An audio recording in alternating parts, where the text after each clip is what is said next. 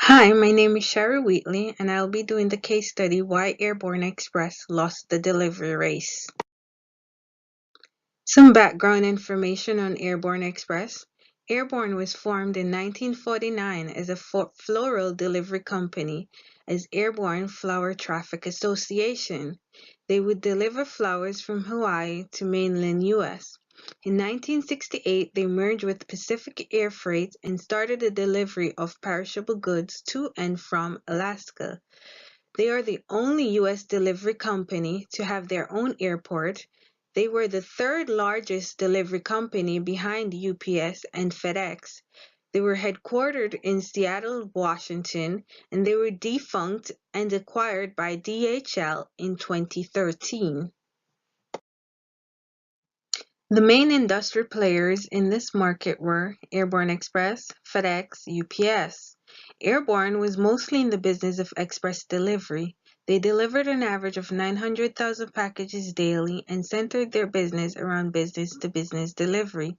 Express service delivery were initially guaranteed by noon until the rivals did a 10:30 a.m. delivery guarantee. Airborne decided to match the guarantee but still could not manage to maintain a better on-time delivery than the rivals. Airborne was not big on advertising and marketing like the rivals and were often overlooked because of their lack of marketing presence.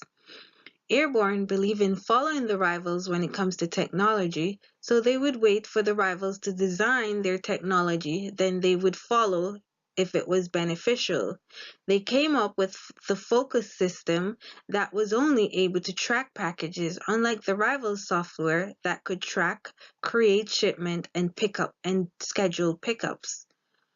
One of the only US They're one of the only US delivery company that had its own airport, serving as a major hub, and potentially this would improve shipping and delivery. It would also save on landing fees and they would be able to tailor the airport to their specific needs.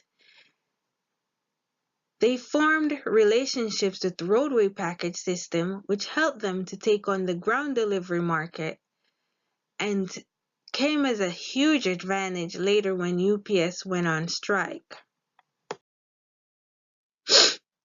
Airborne Express SWOT analysis. Some of Airborne's strengths were they were one of the only U.S. delivery company to have their own airport. They were the third largest player in this industry. They targeted larger business customers. Their relationship with the roadway package system led them into the ground delivery industry, and they had the low cost structure. Some of their weaknesses were they were often overlooked because they didn't do much marketing or advertisement. Their on-time rate were less than that of the rivals. They had little international presence, and their technology were behind that of the rivals. Some of the opportunities for Airborne Express are continued relationship with roadway package system, expansion into the global and residential delivery, leasing their airport facility to add revenue to their bottom line. Some of the threats were they weren't able to offer rival distance pricing like the rivals.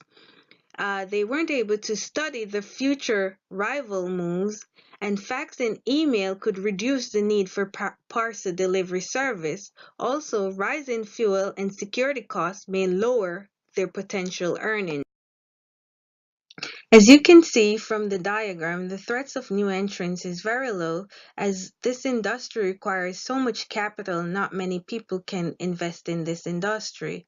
Threat of buyer power is very high as buyers control who they want to spend their money with. The threat of substitute is also very high as you could use emails, fax, messenger service to do your deliveries. The intensity of rivals tends to be moderate as there's not many rivals in this industry. The threat of supplier power is also very moderate as they don't use that many suppliers. They technically own their own planes, they own trucks, and so on. So that's why it's so moderate.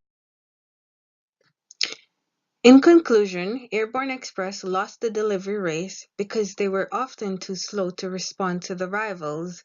They did not have effective marketing. Their on-time rate could not match that of the rivals, and even though they lowered their cost structure, they weren't able to improve their sales structure to remain profitable.